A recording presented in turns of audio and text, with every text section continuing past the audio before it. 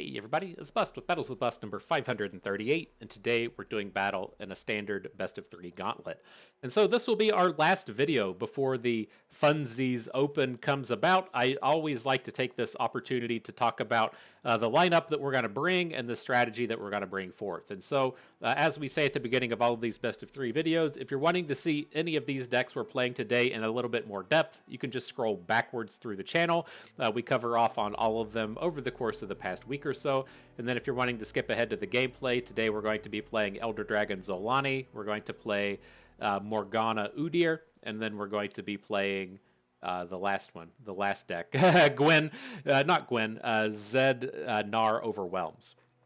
And so, as far as this format goes, it's a fairly well-defined format. We've played in this format for the past 2 months. We had Worlds come in and define a lot of it. And the number one question and the number one thing that you're going to see in regards to every single lineup across this format are what are we doing with the Elder Dragon and what are we doing with Morgana? And so, to me, the big question is, do we want to play these champions together or separate, right? So the big deck right now on the standard ladder is the Morgana Galio Elder Dragon deck. I'm going to call that Formidables for the rest of the way because that's a fucking mouthful to say say all of those syllables back to back.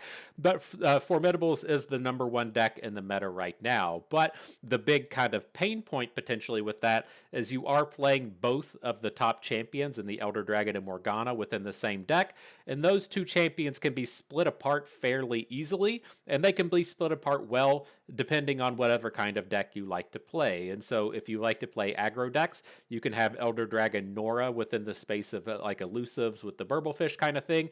If you like to play control decks, you can have the Elder Dragon out there with Norra again, but maybe the Lord Broadmane style. If you like to play mid-rangey stuff, you can look towards like Seku's Dragon's List from Worlds. There's all kinds of different stuff you can do with the Elder Dragon. Same thing applies to Morgana, right? If you want to play control decks, you can play Morgana Mordekaiser. If you want to play aggro stuff, you can look towards Morgana Riven. Like, there is a very fantastic way to split apart both of these champions within very real decks. And so you have to ask yourself, like, hey, how likely am I able to play the top deck? If we want to play Formidables, do we even get to play it? And if we do get to play it, is it going to be targeted down? And so to kind of hit on that targeted down thing, it's just not going to happen, right?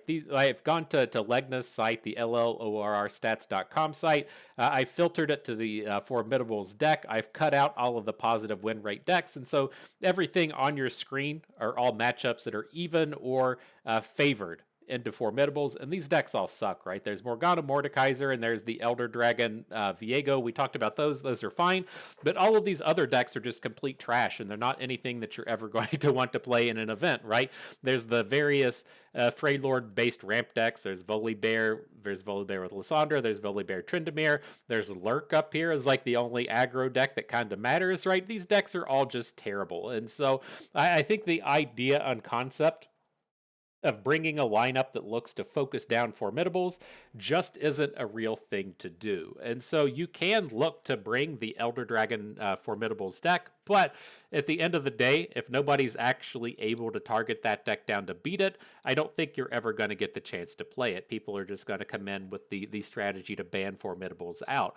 But the thing that kind of separates that into an either further problem is, are we planning to ban either of them, right? So if we're just setting our lineup up to ban out the Elder Dragon deck, then oops, we accidentally just got your Formidables deck, right? If we're looking to ban the Elder Dragon deck out because we're worried about the Lord Broadmane stuff, then oops, we accidentally just got your good deck, right? The same thing kind of applies to Morgana. If we have real struggles and real problems with the Morgana Riven deck, our game plan is to just ban it out. Now our opponent gets to accidentally ban our only good deck, right? They get to take away our Elder Dragon and they get to take away our Morgana just because they were looking to stop something else completely different. And so that's my kind of like main reasoning to not bring these champions together.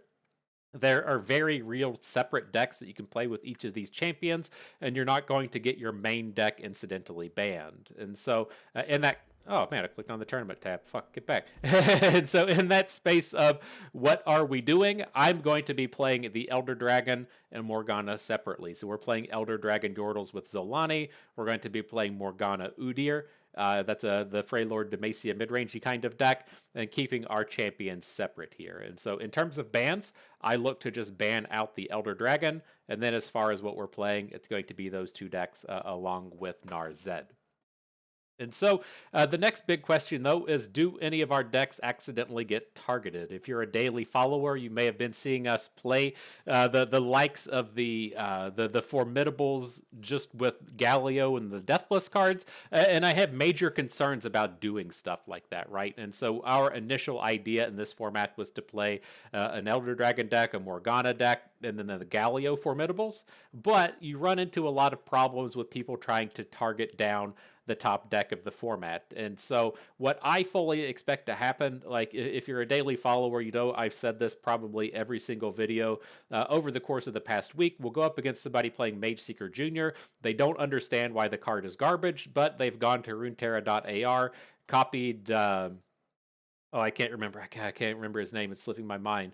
It's the insider knowledge guy. It'll come back to me. But he was the one that kind of led the forefront of the Formidables deck. He was playing Mage Seeker Juniors. It's a garbage card. It's good against a very limited number of decks, but that was the first one to hit the popularity. If you go to the deck sites, that's what people are playing. You run into Mage Seeker Jr. I think that we're going to run into very similar things as far as trying to counter Formidables goes. And so I think the thing that you're going to see a lot of is people playing Shadow Isles decks, people playing Eradicates in those Shadow Isles decks, and then those same people also banning out the Formidables deck. And so you have to stop and ask yourself the question, like, why am I playing all of these Eradicates if I'm also going to be banning out the Formidables deck? Same deal, right? Why are people playing Mage Seeker Jr.? And so I think that's the kind of space that you really have to worry about, is if you do want to play Galio separately, you're going to run into problems. Or if you want to think about the cards that we're going to bring, how do our cards line up against Eradicate? How do our cards line up against things like Calling Strike? Are ways, are the cards we playing accidentally getting spiked by what the opponents are doing? Hopefully not. That's one thing that we're keeping in mind across the board. Last but not least, and what I typically focus in on my main strategy in these best of three formats is what does the third deck look like? And so we assume everybody's going to be playing Elder Dragon, everybody's going to be playing Morgana, then what's that last deck that you're going to bring, the last one that you're going to play? And I think that it's probably got to be a PNZ deck. And so if you're in that space of saying, oh man, I really love playing control decks, you're going to, have some kind of lineup that has like a Morgana Mordekaiser, and you'll have like a Elder Dragon Norra with the broad mains and the condenses, and then your last deck's probably going to look like something like Karma Sett, right? And so if you're in that aggro camp, right, you're going to be out here playing some kind of Elder Dragon Elusives kind of deck, right? And then you're going to have Morgana Riven, and then your last deck probably looks something like Teemo Yuumi or Nyla Janna, right? I don't think that we're going to see a lot of this space to where people are randomly bringing in Annie Jins, or people are randomly bringing in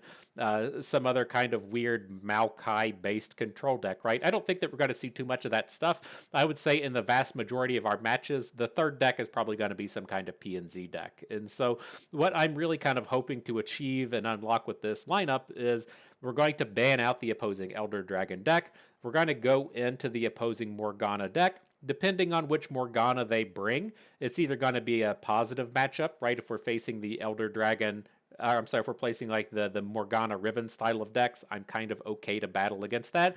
If we're playing up against things like Morgana Mordekaiser, we're going to be a favorite. But at the end of the day, none of these matchups are terrible, right? They aren't good, but they aren't bad. They're in that 45 to 50% win rate column. But the place where we're looking to be strong is the third deck, right? We tend to be pretty good against a wide swath of third decks. The third decks in this format don't like going up against go wide kind of strategies. They don't like going up against unit boosts, right? If you get to attack with a snow dog and your units get bigger, then mystic shots don't really kill anything. We have a lot of ways to come in and interact with elusives, and so that's just good against Teemo Yuumi and Nyla Janna, but it also does a fair amount of work against the augmented clocklings coming out of decks like Karma Sett. We have a lot of really strong ways to come in and interact with these decks, and I think what our lineup really brings to the table here is being exceptionally good against third decks. And so that's the idea. That's the thoughts on the format. We can pull up the decks we'll be playing here today real quick. If you haven't been following along, we're going to be playing the Elder Dragon Teemo Norra. This is a deck that, as we've been playing it over the course of the standard ladder, we play Gnar in place of Norra, but we're playing Gnar in a different deck, so we have to switch back to Norra here. This is completely fine. This is a Yordles-based go wide strategy. At the end of the day, it has Genevieve to boost all of the units. Genevieve with Tough is a fucking nightmare for a lot of decks to deal with. And then it tops off with Zolani. And so I've been quite happy with the Yordles deck. I will say I am considering cutting down one Yordle captain for another spell. That spell probably being something like Wallop, but I haven't made the final decision there. This deck should be like 38 to 40 is what we're going to be seeing in the open, if not just that one singular change with the Yordle captain. Up next, we have Gnar Zed. I've actually covered off on this deck twice over the course of the past week or so. This is very different from the Gnar Zeds that you typically see running around the ladder, and that I think the elusives are garbage. And so we cut out all the elusives to come in with more overwhelms and to come in with the stage hands. And this is a space that I've been quite happy with. I really like this deck and like it in the space of this format. And I don't think there's anything that will be changing in here before the open gets here. Last but not least, we have Morgana Udyr. This is a very mid-rangey champion strength style of deck. I've been quite happy with how this plays out as well. Very strong mid-game elements to it with the unit boosts from the Snow Dog and the Omen Hawk and the Darkened Spear, and then the Udyr cards coming down to punish our opponents for their lack of interactivity. And so as far as this one goes, this is the one I'm probably going to have some changes to before the big day finally gets here. I'm currently intending on taking out one Vulpine Wanderer and one Blocking Badger Bear for 2 copies of the Explorer, whatever the Explorer is called, the Scholarly Pioneer. And then I wouldn't be opposed to fitting in a 3 Sisters so we have access to a Flash Freeze. But again, this is another deck that we have very close to what we intend on taking to the open, and another deck that I'm quite happy with. And so that's it. That's the decks we'll be doing battle with today. I'm pretty certain everything within these decks is all premium at this point, so we can just go ahead and jump on into battle. We're going to be doing 2 matches today. Hopefully we go 2-0. If we go 0-2, a little bit of a whoopsies. If we go 1-1, we're not playing that third match. We're just going to get 2 games in. So let's dive on into battle. All right, off we go. Curious to see how popular this upcoming open is, given that I think it's technically just for funsies, but the thing I'm curious about is if it's actually for trophies, right? If you do well in the open, you typically get like 100 trophies. I think you get 100 trophies for top cutting an open. And that just takes away having to do so much work in terms of the open grind. And so as far as that like reward screen goes with the opens, I expect that that's going to change quite a bit, given in their, kind of opening year patch 5.0 patch notes. Riot did come out and say that, there's going to be some heavy changes to the usage of trophies, and they're going to be much more important in terms of your competitive success throughout the season. And so I'm interested to see how that pans out, because as it stands right now, it's just not super important. But all right, looking at this lineup, we're going to continue on with this strategy of just banning out the Elder Dragon. The Teemo Janna, I don't know what that is, if it's just puff caps or whatnot. Kind of the same thing with the LeBlanc Volibear, but at the end of the day, we'll take down the Elder Dragon. And then, kind of as we were talking about third decks, I can imagine if this is a ramp deck for Volibear, it's kind of problematic for us, but we're hopefully still good against this Janna and the PNZ deck down here. We'll see if we can't 2-0 the PNZ deck, because we're trying to be good against that kind of thing. All right, so what do we got? Starting off with the Teemo against Teemo is kind of fine. We'll see what that does here in terms of the early game. Otherwise, I do like kicking off with Bandle City Mayors, and then the other elusive in the Bandle Commando turning up is not that bad. Now, I will say there are some times to where have these Vandal City Mayor hands along with Teemo and you like to hold on to him so that you get that opportunity to just play him for free. But I think this is going to be okay. I have to have a feeling that opponent's got to be some kind of like puff cap centric Teemo style of deck. And let's just get that Teemo off of the board, and then that all but confirms it, right? Having the Mr. Thrift come down. So there is some argument there that we should have held our Teemo back, knowing that we have the Bando Commando in hand. But I think I'd rather just go ahead and get rid of him and get that nonsense out of here. Now, how do we feel about this one? So what we're going to curve with here is next we're going to play a bird for free this turn. We could probably just hold onto the bird until next turn and then play Yordle Captain, and then 2 turns from now probably just want the Tenor of Terror. Okay, I'm on board. Pops in your hat. I put it in your hat this morning. A lot of times we'll just run out this bird to be mana efficient, but with the Yordle Captain in hand, I think it's a probably good hold until this turn.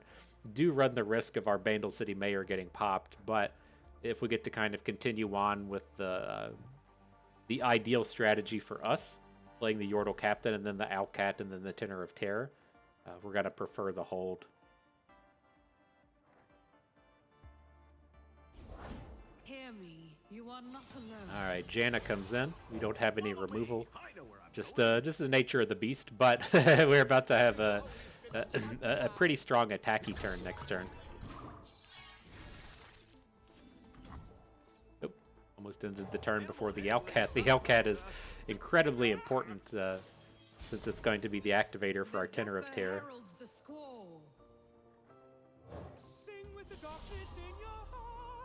All right, time to send the squad in. And we'll battle with everybody. Like, he has a reasonable block with the Puffcat Peddler onto our Vandal City Mayor. If at the end of the day, we just get to pie toss him away and then start following up with a different Vandal City Mayor or something, that's completely fine. I don't think he's a pain point to really be losing here.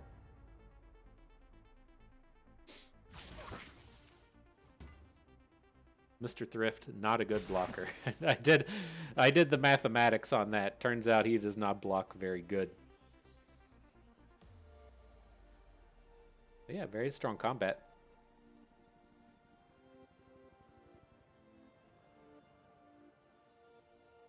Surprised it's not more of a damage prevent kind of thing to where the Peddler goes in front of the 4-2 and then the Mr. Thrifts block the 2-4 Tenor of Terror and then the 2-4 Vandal City Mayor. But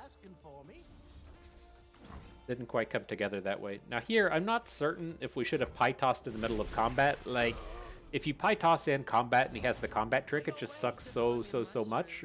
But it opens you up to spots like this to where now he's got multiple Puffcat Peddlers on the board and he's going to get a bunch of extra stats out of them. So it's not completely ideal.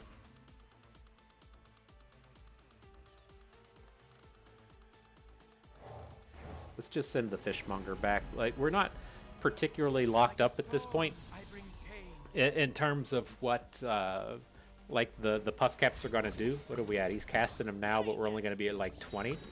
Like, it's not a ton of damage coming out of this thing, but I think the tempo is going to be fairly strong, especially as we come in next turn with Genevieve.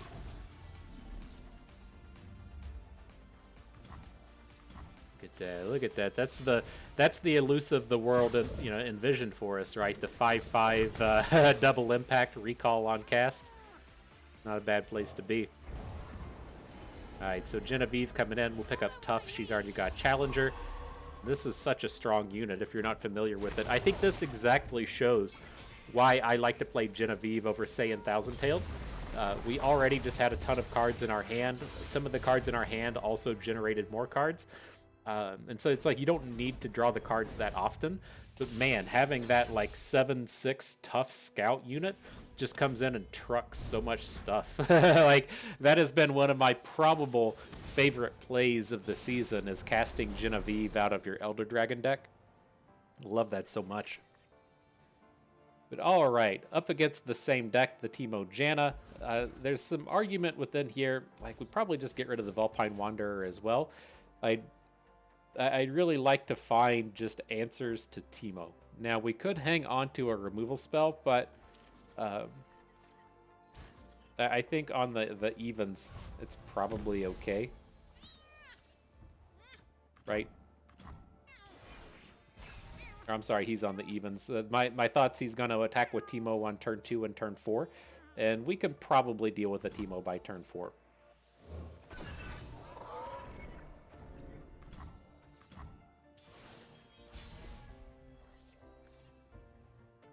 Omen Hawk turning up to do the dirty work. Let's just keep the Omen Hawk as our only play, so that next turn we could look to play the Curse guy in the Inquisitor, and then also be able to Gentleman's Duel.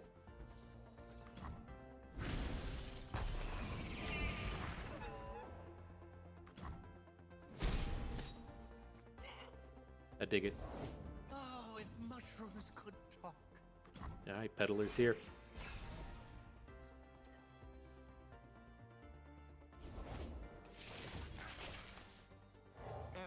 We'll give an opponent the spell, right?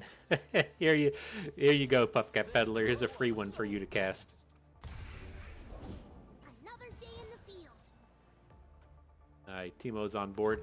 A thing to remember in terms of these Teemo decks is we do have the opportunities to Ram Stance, right? Ram Stance is the often forgot about stance within the Udyr kit. A lot of units get killed out of the elusives package with the Ram Stance Teemo being included, and so this doesn't look like a game to where that's going to be super relevant, but very worth remembering. Patient, cautious, and quiet. This is All right, our 3/3 Wanderer, quite good. See if a Janna comes down. Regardless of what it is, probably looking to just enter Beast along with the Inquisitor this turn. I don't think we're looking to stance swap.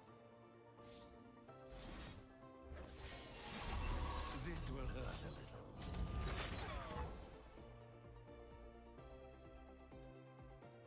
little. And it does kindly give us these extra stances for usage with the Allseer. Should be a pretty tough... The Allseer should be a pretty tough unit for opponent to deal with. Bandle City P&Z doesn't have a lot of answers to a big ol' 5/5 on board.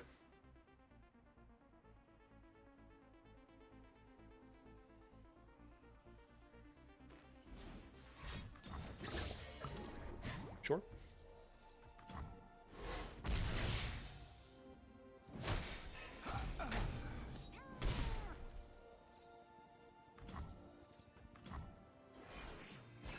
Oh, okay. I got so confused. I was like, what just happened to where to where our Inquisitor died? That was very strange to me. But I thought the Mystic Shot was just going onto the Broadwing. But that makes more sense now. Okay. Let's see. I get you. And we'll see how safe our bird is here.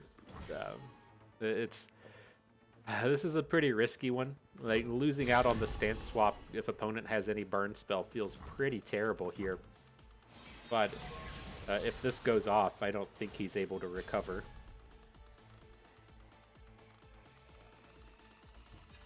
Now Morgana. I was planning on just adding in the Mageseeker Inquisitor.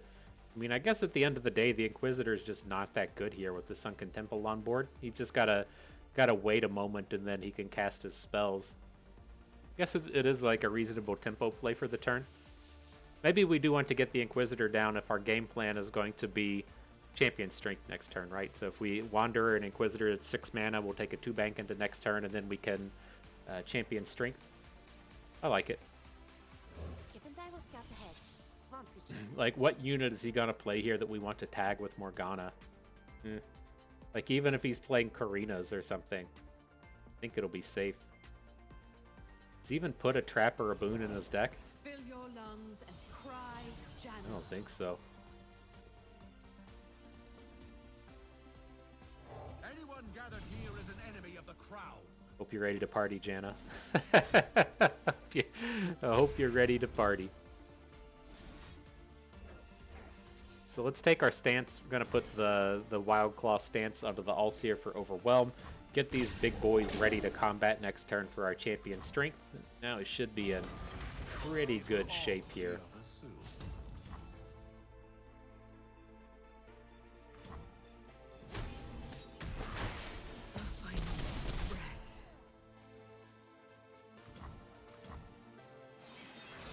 ready. I'm ready to cast everybody's favorite spell. We're taking our final opportunities to play Champion Strength because we just assume it's gonna be gone once the rotation hits. Gotta miss you, friend. I'm gonna miss you. Into battle with hearts aglow. Said by Lux. She'll take she'll take that to her friend in Eternal. Now here, I mean, realistically, should probably be casting Ram Stance to kill off his units and then casting Champion Strength, but I don't feel like it's going to matter at the end of the day. All right, GG. Picking on the P and Z deck. Jump on into another one. Right. Well, yeah, it'll be interesting. I'm curious to see what they do with the trophies, right? The thing with the kind of trophy system is I feel like if there's like a wall to the incentive that you're supposed to grind to, it doesn't feel that great, but it's kind of fine. But if you're in the space to where, you know, if you're the #1 trophy haver in the world, you get some kind of bonus, then that feels like a real bummer in the sense that you have to just quit playing ladder to go grind gauntlets all the time. And let's be real, grinding gauntlets doesn't really lend itself to the most kind of competitive play. Just given the way that the matchmaking works, once you get up to like 2 minutes in the queue, it just starts to pair you off against like random silver players. And maybe this is just like a problem at the top, right? As to where it has trouble matchmaking that you know, high masters kind of player, but it's like it always felt like a bummer for me to really have to come in and grind the gauntlets because you ran into that. It's like, okay, I'm preparing myself for this open. I do want to play best of 3. I want to play against people that are likely, you know, round 6+ within the open, but you know, the queue goes to the end and you find yourself playing against like a random random like silver player, and that doesn't feel like, you know, positive for anyone. And so it is what it is. But nonetheless, this person has an Elder Dragon deck. We're gonna ban it. Ashe LeBlanc has some issues to it. I can see it being a problem with some of the Freylord nature of what we're bringing with very limited interaction, but hopefully the Karma Sett deck is okay.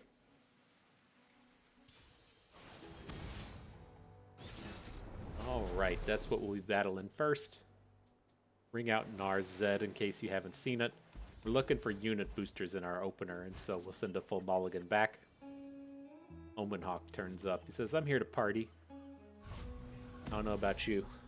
That's what Omenhawk does.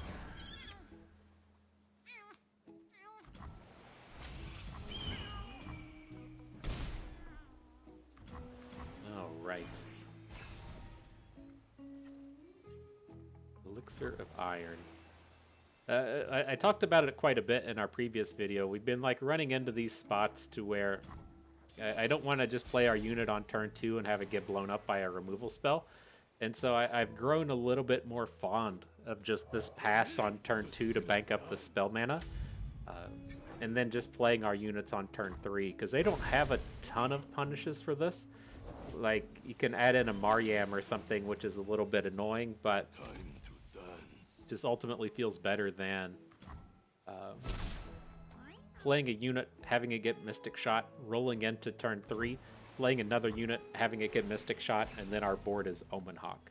So while it wasn't as aggressive there as I would have really liked, it is kind of cool that we're kind of stacked up on the protective spells at this point. So now we'll Snow Dog, we'll Ruthless Raider, next turn we'll Glacial Saurion, and hopefully our combat tricks will help us do some magic. What? Trying to take down the Snow Dog.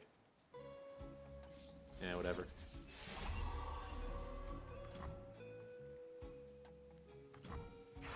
It's a fairly low price to keep it around. We don't want to be playing Sky Splitters, and we should probably realistically just let the Snow Dog go away there. Oh. I don't agree with that attack. I was going to say, I was ready to spend the Sky Splitter on the Mixologist next turn. That's why I didn't want to have to deal with anything there. But if he's just gonna put the attack in with the mixologist, now if it blocks any of our units, we just get the trade. It feels pretty good. A very aggressive attack from mixologist there.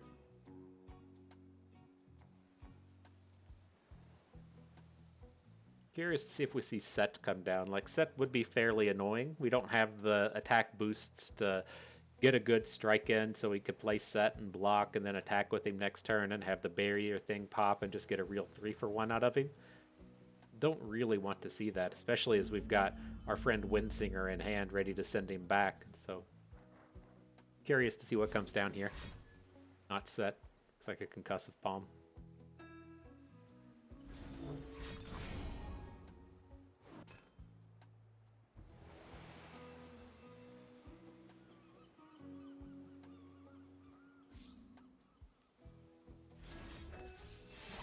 All right, Snow Dog. I guess I guess we're just not gonna let you fall, huh? Not gonna let him go. You'll get your trade in here, but you get that extra attack. I just don't see what we're gonna be doing with combat tricks anytime soon, right? We're not really protecting a lot out here. It would have been nice to have the Sky Splitter if he blocked one of our units with Seraphine right there, but doesn't seem like something that's happening with a lot of frequency. That feels good. I don't know how you feel about that round, but if you ask me, just dropping that Sett right back in hand felt pretty good. Now we have a big boy Zed for the turn. I was leaning towards, like, this is a space where Windsingers are kind of awkward because we can't play a unit first, but being able to drop Zed in here is pretty good. So I'm going to lead in with the Tusk Speaker. We'll play Zed second. No real reason to add the Snow Dog to the board here. Since it's not going to I'm the boss. That's all there is to it. add any combat effectiveness. We would get that extra that extra +1/+1 at the cost of, I guess, just not attacking with the Tusk Speaker. But this seems okay. Seems pretty close to lethal, right? Totally lethal. Sweet. Nice work, Zed and friends. Man, we're gonna get to play all of our decks today. Nice. They will all learn to feel Oof. order. I feel a little awkward sometimes getting in these best of 3 videos and then never getting to play a deck, but got Udyr in, we got Gwen, or I keep calling it Gwen. I know it's not Gwen, but alright.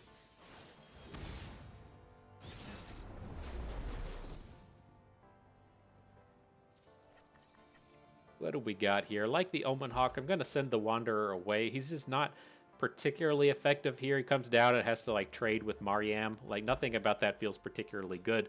And then I think we'll hang on to the Badger Bear just to ensure that the curve flows nicely.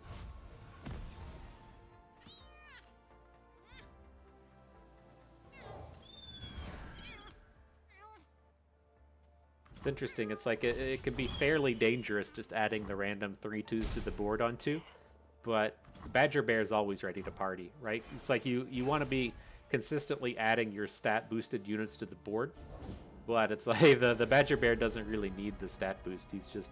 He's ready to party all the time.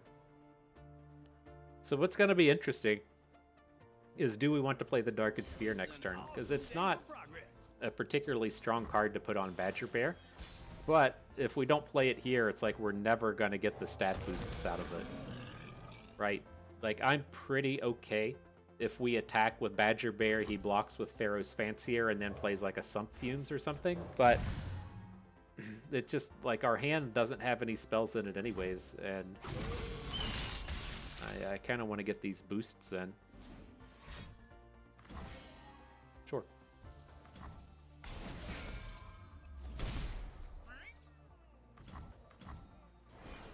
But it is quite good on the Inquisitor, though. It's the pain point of dropping it there. We got the bonus stats under our Hyara Allseer, but the Inquisitor can't take the value hook into Tail of the Dragon now. We'll see what he does. Let's say we're probably going to be looking to open attack into this next turn. Here, I don't care what this is. Any removal spell in the world that you have, I'm more than happy to see.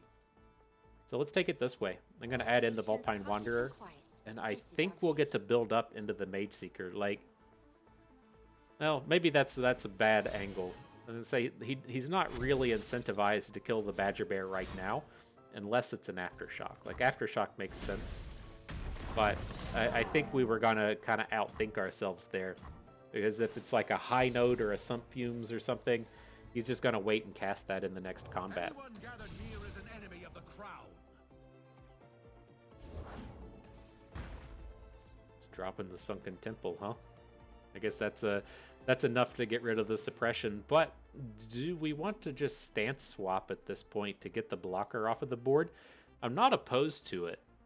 We get in a pretty big damage chunk this way, and it still keeps our Mage Seeker like combat effective. Let's do it.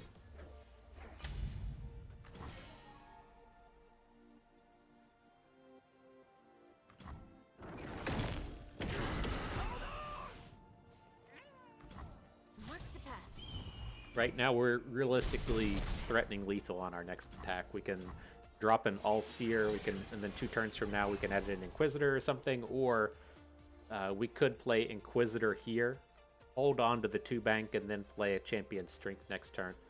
Both of which are quite strong. You have to worry a little bit about Champion Strength getting denied, but some potential there.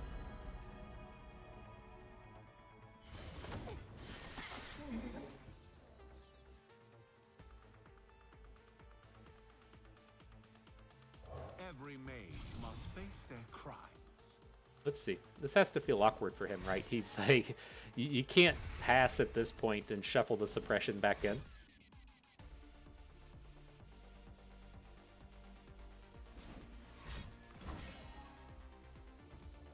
Tornado. You'll pay the price. Alright. We're going to look to Champion Strength on opponent's next attack token. It's a little scary given that it's going to be like his 3rd turn of Sunken Templing. But the kind of interesting things of note is he does have a suppression within his deck. So there's a very real chance that he'll just pick up a suppression and have to do something with it. And then also, like, we're presenting lethal right now. Like, even if he adds in another unit, like if his unit is something like Sett, it's very expensive, then we're still going to be able to crash in for the lethal. So now he's like, he needs to Concussive Palm, or he needs to cast a bounce spell or something. And then we can look to Champion Strength next turn. I think this is okay. Very scary though. Like when opponents had Sunken Temple on board for like an hour. I've got both.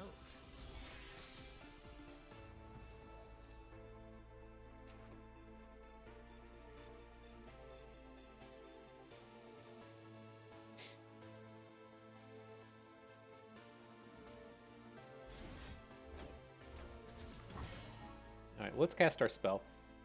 It should be tough to actually kill the Petricite Broadwing. And then if he does, he just has to kind of answer our All-Seer. All-Seer is the unit that he wants to be like Concussive Palming right now or returning back to our hand. And if he's down here fucking around with this Petricite Broadwing, then it's gonna leave our All-Seer open.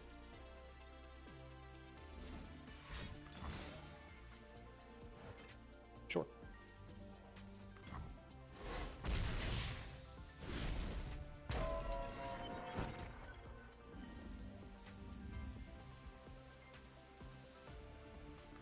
You did gain a ton of health there, though.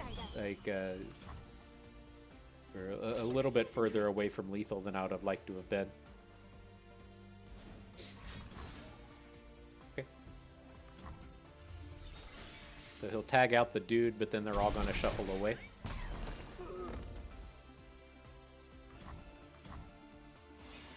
Interesting. Curious to see what the mana spend is for this round. See if we run into a fucking, like, 2 mana deny. Ooh, interesting with the Cataclysm. If we find ourselves putting Overwhelm on the Allseer or something, we can do a bit of work that way. How dead are we though? If this thing gets denied, ugh. I don't think we can do it. I think we have to. I do kind of like just adding a Naka to the board, so that we have these two like really big boys on board. It does give him the info that he's just free to go ham this turn, and it's like if he plays like the Seraphine's gonna be flipping, so gotta worry a bit there. But ideally, he's not able to do Seraphine stuff and do Let's really bring it. like big removal spells here, right? So he's got the big removal spell for Anaka, but ideally he's gonna be limited. I mean, I don't know. He's had like 4 turns of Sunken Temple. His hand has to have an average cost of like 1. Maybe we should have just gone for the champion strength. I don't know. Feels like we weren't 1 mana short. I was thinking in my head that we didn't have the mana to Allseer and Cataclysm, but it's like we were sitting here thinking the entire time of just playing champion strength. We were setting the champion strength up, and then just got too far away. Sure.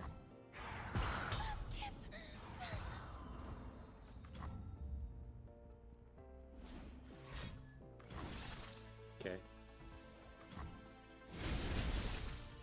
At least he's not doing the important Seraphine stuff. Oh, and he hits a suppression. So what do we think about opening with champion strength?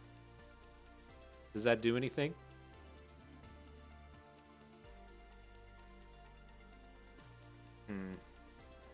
I don't know. I feel like we fucked this game up last turn. We should have just played the Allseer.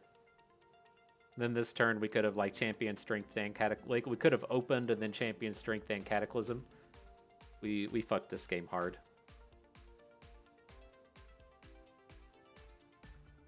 Let's see if we can't rotate around and fix it. My legs don't work, but the goats do. That was the turn too, man. That was the turn. Like if we're opening with a double Allseer and he can't cast any spells, we have the hook into Seraphine just for the lethal. That's not how you win a tournament right there, fam. That's not it.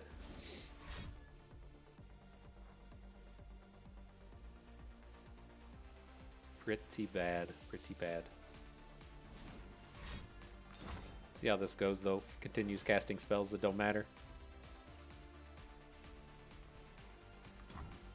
Let's try one octave higher. Back to the mountains.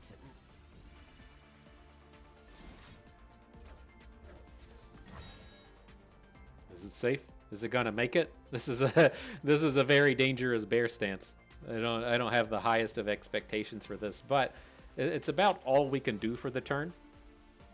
And then after this, we're gonna look to take a 3 bank into next turn, play a Naka and Cataclysm. Like I don't have particularly high expectations in that space, but that's the game plan.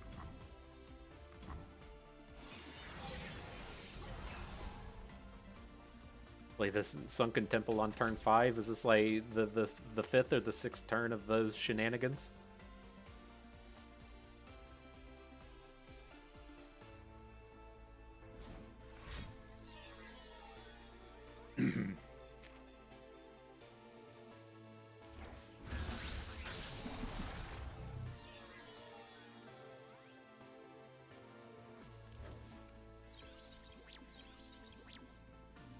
So just out here digging for the pursuit of perfection.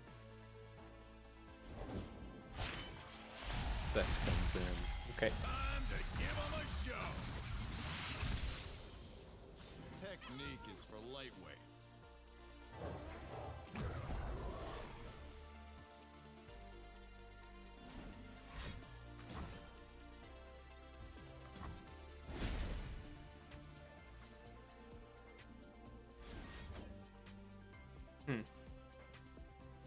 Interesting.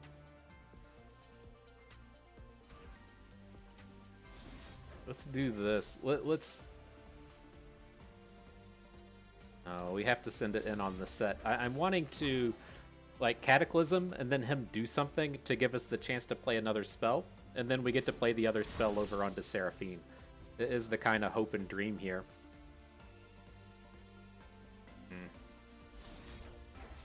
All right, this one's done. We'll move on. That we messed that one up. Even without like being in that space to where opponent like draws suppression and we're like, oh boy, now's the time to fuck. We even without that, we completely messed that up, and that was just some poor mathematics on my point. Again, like I thought in my head that I didn't have the mana to play the All-Seer and play the Cataclysm. And that was just like far and away the play. Even if we weren't going to play Cataclysm that turn, just get the All-Seer on board, be in the spot next turn to where like we can open attack and then we can Cataclysm and then we can champion strength afterwards. Just like taking that angle to where we play a Naka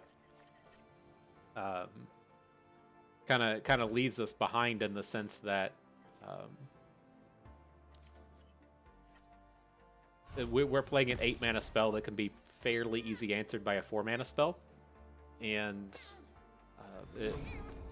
that was the problem point there. But let's be real, the problem point was Bust trying to count. Bust trying to count is a fairly commonly run into problem. It fails us all the time.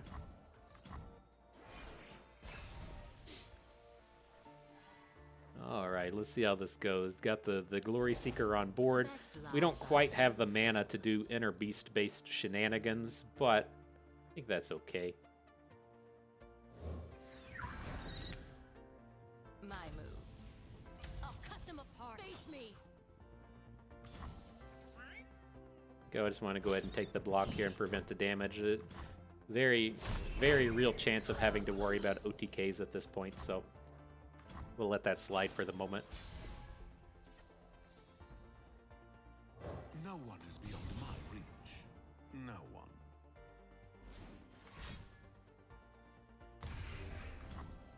It will all be over soon.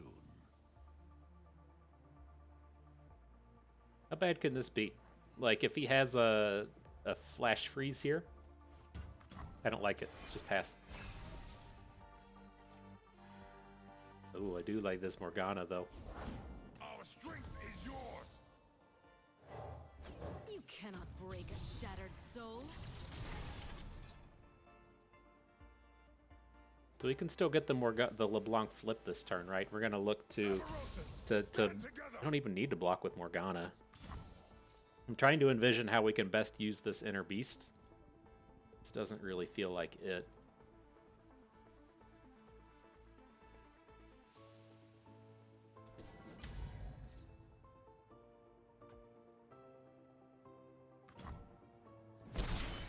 We'll do something eventually. That's the answer, right? Yeah, we'll do something eventually. I don't know. Just get our bigger units on board and do something eventually.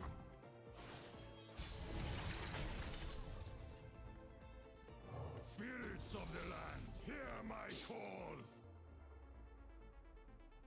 See if we can't find ourselves a good single combat target before we actually dive in here. Ooh, I like seeing that. It's like we're building up more into this space. This is 100% a flash freeze. Okay. But we're much safer about this now. Like, he's definitely losing out on something.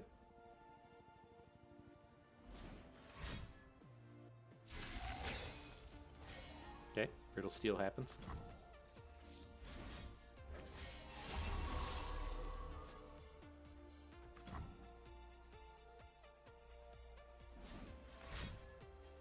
Here to help. What does this do? Gives this dude a bunch of health?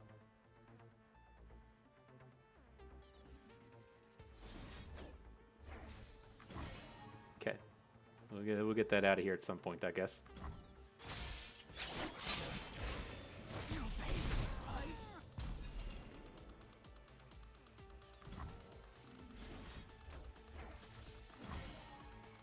So I'm kind of okay with just giving up on Morgana at this point. Like, I mean, we'll be running into this space next turn to where we can single combat and stuff, but I think this is fine.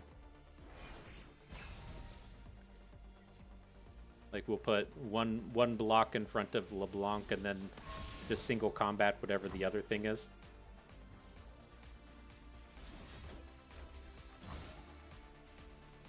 This probably gets flash frozen as well, but we got to at least fight for it. He has to play Harsh Winds here. It really limits what he's able to do. So do we want to take the strike, right? We can still play the Sky Splitter to get the strike onto Udyr.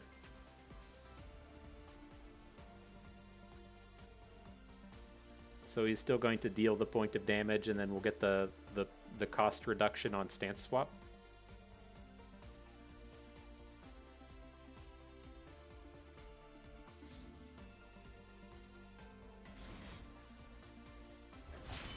I think that's okay. I am your darkness. I am your truth.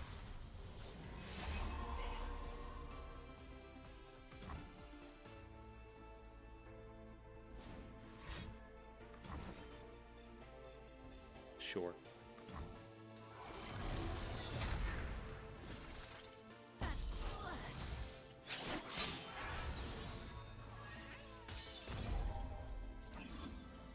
So he's definitely just going to be bringing this hook in on Udyr with the Glory Seeker.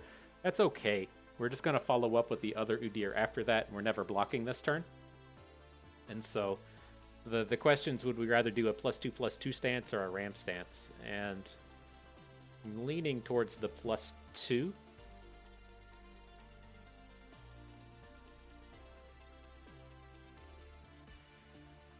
It does open him up to getting popped. Well, he's going to get popped by a flash freeze either way.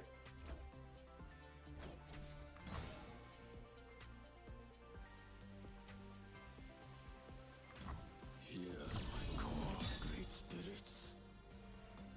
Surprised to see me.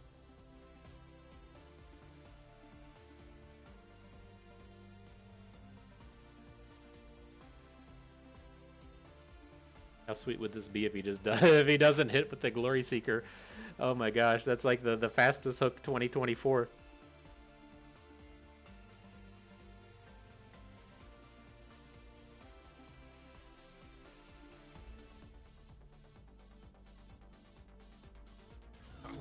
They hesitate like an Elnuk in fear. They hesitate like an Elnuk in fear. I wonder if the angle is if he just has like the third LeBlanc in hand or another LeBlanc in hand. We can't take this damage and just die to a sigil. Such is my oath. Alright. It's a bummer. Like, we have all of these stances tied into Udyr. He's so good on the comeback, but we're just so dead. If you know, I can't. I have to imagine he has a LeBlanc in hand if he was really thinking about attacking with that unit and then not hooking.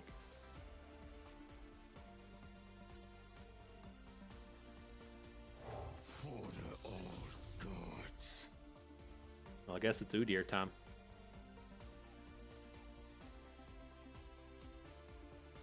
He'll flip off of this one. This will be our third stance for the round. Still very combat effective. We'll get up to 3 attack off of this. He should be like a 3/8, a 4/8 because of the stances or so. What are you at? 4/9, 5/11. Let's just say bigger numbers over and over again, you know? Let's say. Do you guys have any bigger numbers that you could say? Nothing stops us. Not And food, Revna. not death.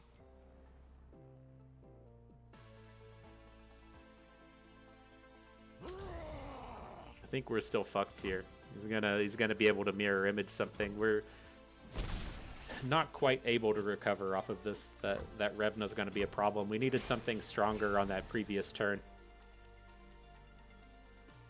This is a pretty tough match though. Like, he knows that we just, well, if we can survive the turn, we might have an angle here.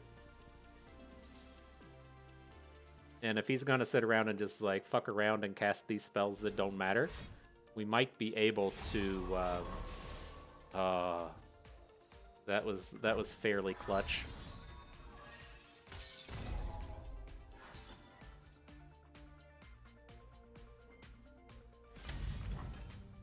But right, if he sits around and keeps casting these cards that don't matter, we can block at the edges, take 6 from the middle, and not be dead. If we're going to think of him having another... We played our spells in the wrong order. If we're going to think of him having the LeBlanc burn spell in hand, then we are just kind of dead here, but... Right, this will take us to... This 6 damage will take us to 2. Oh. A family of fools makes a circus, not a kingdom. Weird. Okay, sure thing. GG. That's on us.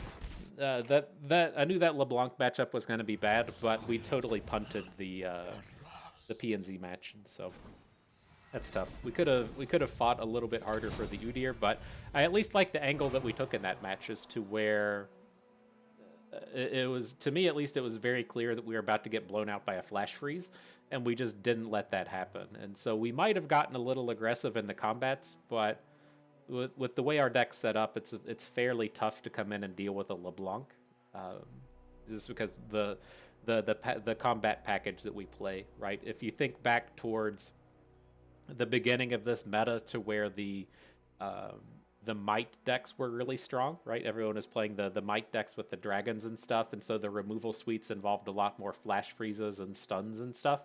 If we were playing in that meta, our removal suite would look a little bit different and probably have more flash freezes in it and be a little bit stronger into something like Ashe LeBlanc, but we're just definitely not centered to deal with that. We're more in the tune of being like, okay, I want to get an Udyr on board and I want to single combat down a Morgana.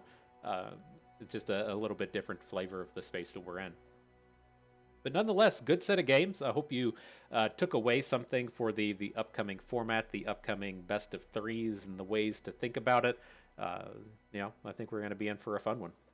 So good stuff. I had fun with that. I hope you did too, because that is going to do it for us today. So hope everyone enjoyed the video. Hope you maybe learned a thing or two along the way and had a good time watching. This is Bust, and we thank you for being here.